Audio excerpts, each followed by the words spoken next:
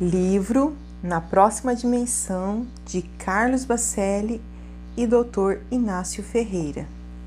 Capítulo 6. O diálogo prosseguia interessante e me despertava curiosidade. Ante as abordagens efetuadas por Odilon, o companheiro, que, por assim dizer, se especializara no serviço do intercâmbio com os homens, trabalhando exaustivamente pela fé espírita. Nosso irmão não poupava esforços no sentido de divulgar a crença na imortalidade e entendia que os médiuns eram chamados a cumprir relevante papel no combate ao materialismo. Doutor Inácio, indagou-me Paulino, além de médico na Terra, o senhor exercia a mediunidade? Na acepção da palavra, não, respondi, mas em seu significado profundo, sim.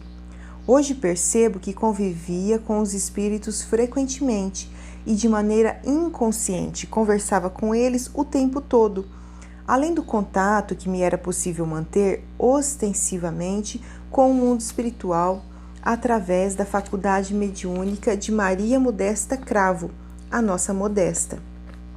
Os doentes com as quais lidava no sanatório eram intérpretes em potencial dos desencarnados.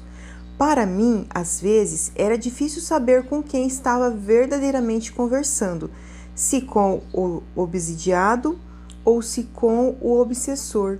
Em minha casa, quando me encontrava sós, entregue às minhas reflexões, procurando inspiração para os meus escritos, embora não pudesse identificá-los, devido, digamos, ao meu coro grosso, eu registrava a benéfica presença de diversas entidades que me rodeavam.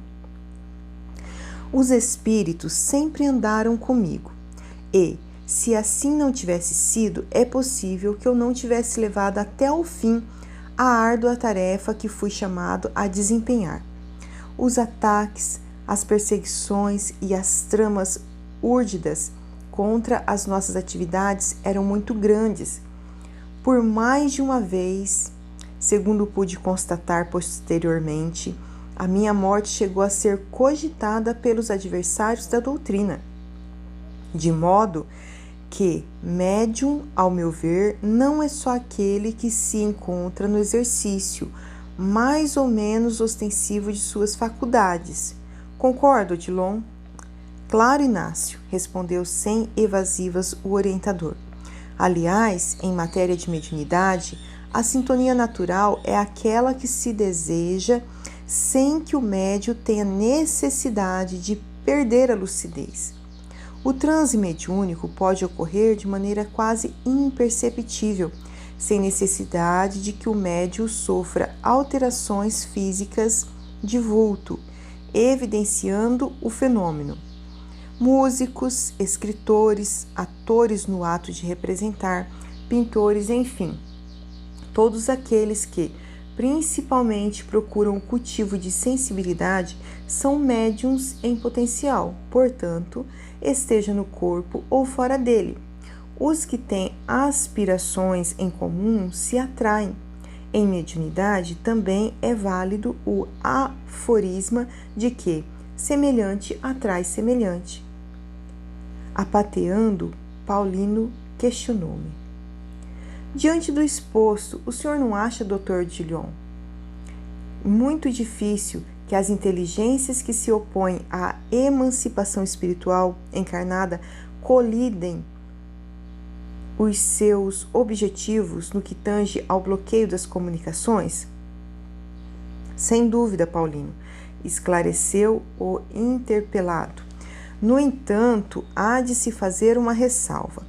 Presentemente, a mediunidade que constrói os valores do espírito e enfatiza as lições do Evangelho é de que o Espiritismo nos ensina o cultivo. Na doutrina, temos um movimento organizado e inteligente das falanges superiores que, em nome do Cristo, objetivam o despertar da criatura encarnada. A mediunidade não vale só por si, pois neste sentido Desde épocas imemoriais, os homens têm se colocado em contato com os habitantes do invisível, através dos canais espíritas estabelecidos por Allan Kardec sob as diretrizes do Espírito Verdade. É que a mediunidade passou a servir à edificação espiritual da humanidade como um todo. Antes que o Espiritismo estabelecesse determinados parâmetros para o intercâmbio dos vivos com os mortos, a mediunidade não passava de mero instrumento de curiosidade que se vulgarizava. É isto, Paulino, que incomoda os espíritos que não desejam se expor às leis que regem os princípios da evolução para o mundo íntimo. Na verdade, os espíritos que pelejam contra a doutrina estão defendendo a própria posição, de vez que não querem se submeter à reencarnação e ao karma, como se lhes fosse possível escapar indefinidamente das leis que o Criador instituiu para todas as criaturas. Então ainda não havia pensado nisto, comentou reticente o jovem amigo. O Espiritismo, continuou Odilon, representa na atualidade o cristianismo puro. À medida em que o maior número adere a ele, os espíritos recalcitrantes vão se sentindo forçados a se afastar da psicosfera do planeta e, através desse distanciamento, caem nas malhas gravitacionais de outros orbes ou de outras dimensões extrafísicas, tornando-se então realidade para eles o chamado expurgo planetário. Sem receptividade mental, os espíritos afetivos, as sombras, não sustentarão a sua necessidade de escuridão, ou seja, iluminando a mente humana, o espiritismo desfaz a sintonia que as trevas mantêm com seu hospedeiro, que é o médium não consciente de suas responsabilidades e deveres. Então, questionou Manuel Roberto, tão impressionado quanto eu com o que ouvíamos, deveremos esperar ataques sempre mais acirrados contra as trincheiras do movimento?